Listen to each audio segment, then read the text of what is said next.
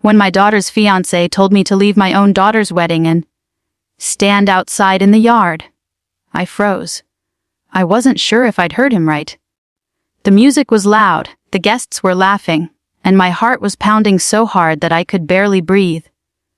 Imagine spending your whole life raising your child, only to be told that you don't belong at her happiest moment. He said it like I was an inconvenience. Like I was just some old man who'd wandered in from the street. I looked at my daughter, expecting her to stand up for me, but she just looked away. Tell me, what would you have done if your own child let someone treat you like that? It all started a few months before the wedding. My name's Thomas, I'm 57, a single dad. My wife passed away when our daughter Emily was just 13. For years it was just me and her against the world. I worked double shifts, packed her lunches, braided her hair before school. Poorly, I might add. And listened to her cry over high school drama I didn't understand. Every father-daughter dance, every science fair, every heartbreak. I was there. So when she told me she'd met the one, I was genuinely happy. The guy's name was Mark. She said he was charming, ambitious, a real gentleman. When she finally introduced him to me, I wanted to believe her, but deep down something felt off. Mark had this arrogance. Like he was performing kindness rather than showing it. He shook my hand too hard.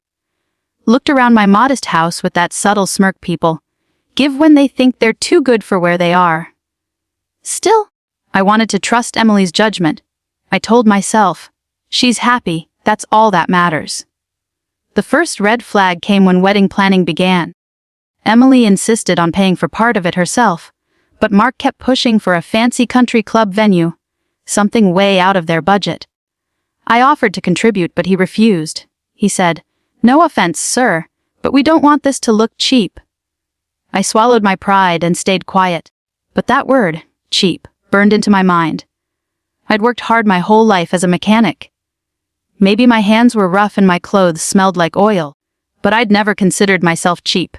The months passed, and the wedding plans turned into full chaos. Mark's family got involved, his mother especially. She was the type of woman who treated life like a competition. Every time she looked at me, it was with pity masked as politeness. "You must be so proud of your daughter," she'd say with that sugary smile, "marrying into our family." As if her son was some kind of prize. I bit my tongue through all of it. I didn't want to ruin Emily's big day. I thought, this is her moment, not mine. The wedding weekend finally came. The ceremony was at that country club Mark had insisted on. Everything was perfect, at least on the surface. The white chairs lined up in neat rows. The floral arches, the expensive string quartet. All things I never could have afforded. I stood near the back, watching Emily walk down the aisle in her gown. She looked radiant. I cried, I won't lie. My baby girl had grown into this beautiful, confident woman.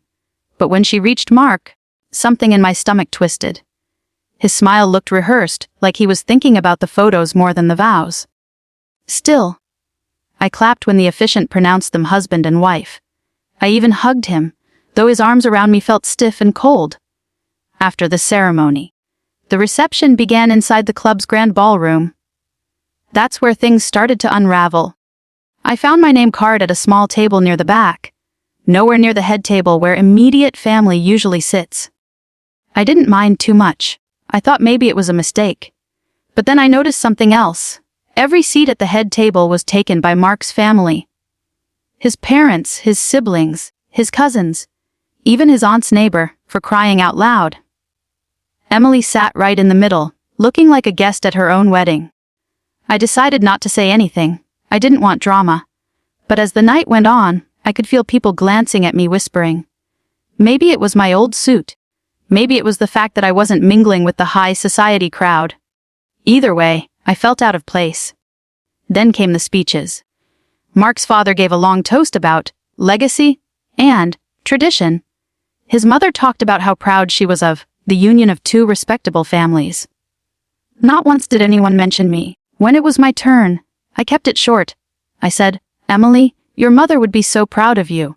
You've always been my greatest joy." People clapped politely, but I saw Mark roll his eyes. That tiny gesture told me everything. After dinner, I stepped outside for some air. When I came back, I noticed my seat was gone. Literally gone. The table had been cleared for the dance floor. I looked around, confused, holding my drink like an idiot. That's when Mark came up to me, grinning that fake smile of his. "Oh hey, Mr. T," he said, calling me by that nickname I hated. "We needed to make space for the photographer and the dance. You can just hang out outside for a bit. Yeah, there's a seating area in the yard." I thought he was joking. I laughed awkwardly. But then he added, "We just need the space for guests who are a part of the main group." The main group. That's when it hit me. He was serious. He wanted me outside, like someone wanted extra. My throat tightened. I asked, "Are you saying I'm not welcome inside my daughter's reception?" He shrugged, still smiling. "It's not like that. It's just, you know how these events are. We're keeping it classy." I looked toward Emily. She was standing near the dance floor, surrounded by his family. She saw me. She saw what was happening. And she didn't say a word. I wanted to believe she was just overwhelmed, but deep down, it felt like betrayal. I'd sacrificed everything for her. Missed promotions, sleepless nights, countless worries. And now I was being told to go stand outside like a stray dog. I nodded slowly.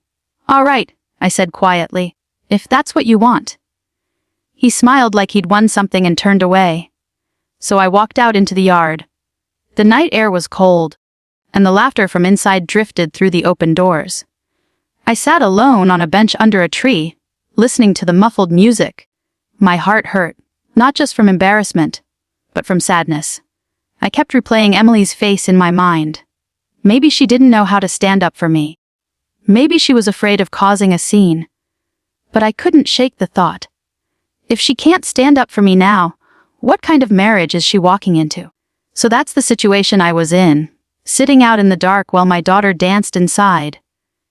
Tell me honestly, what would you have done if you were me? Would you have caused a scene, walked out for good, or swallowed your pride like I did for the sake of peace? I want you to pause and think about it, because what happened next changed everything. After about half an hour, I saw someone coming toward me. It was one of the catering staff, a young woman named Lily. She'd been kind to me earlier in the night, offering me extra bread rolls when no one else bothered. She said softly, "Sir, are you okay?" I just smiled and nodded. She hesitated, then said, "I shouldn't tell you this, but they're talking about you inside. The groom's family's laughing, saying you don't fit the image." My hands clenched. That was the final straw. I wasn't angry just for me anymore.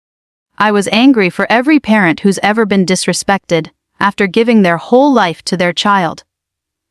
So I stood up and walked back into the ballroom. The music was loud, people were dancing, and for a moment, no one noticed me. I walked straight to the DJ booth and asked for the microphone. The DJ looked hesitant, but something in my eyes must have convinced him, because he handed it over. The music cut off. The room fell silent. All eyes turned to me. I could see Mark's face pale, his mother whispering to him furiously. I took a deep breath and said, "I just wanted to thank everyone for coming to celebrate my daughter's wedding." I wasn't planning to speak again, but it seems I need to. You could have heard a pin drop. "You see," I continued, "I was asked to leave the room earlier, to stand outside in the yard. Apparently, I didn't fit the image this family wanted to present tonight. But I want to remind everyone of something. I may not have fancy clothes or money, but everything my daughter is, I helped her become. Every step she took to get here, every tear she cried, every success she achieved, I was there. So if I'm not good enough to sit among you, then maybe you're not good enough for her." Gasps rippled through the crowd. Mark's mother turned bright red. Emily looked like she might cry. I handed the microphone back to the DJ and started walking toward the exit. Emily ran after me. "Dad, wait," she said, grabbing my arm.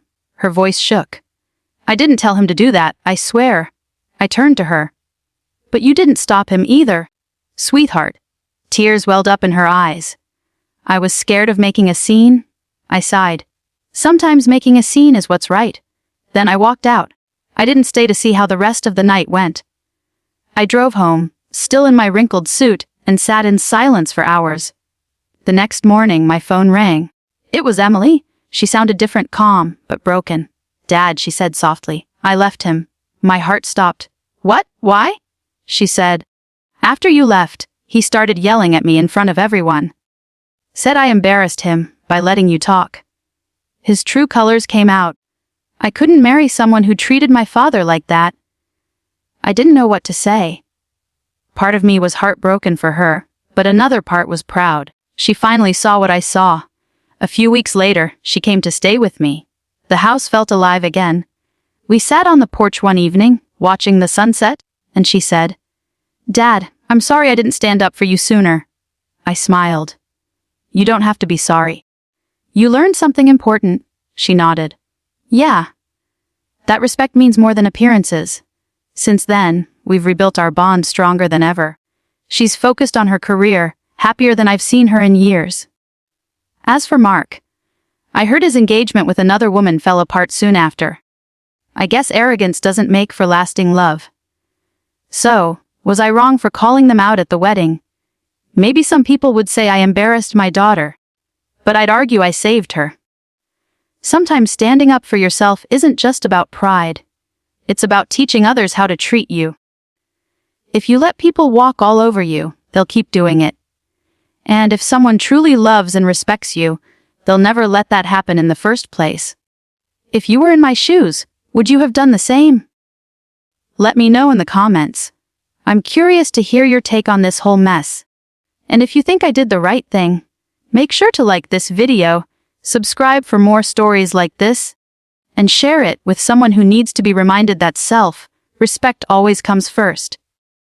Thanks for listening, and I'll see you all in the next story.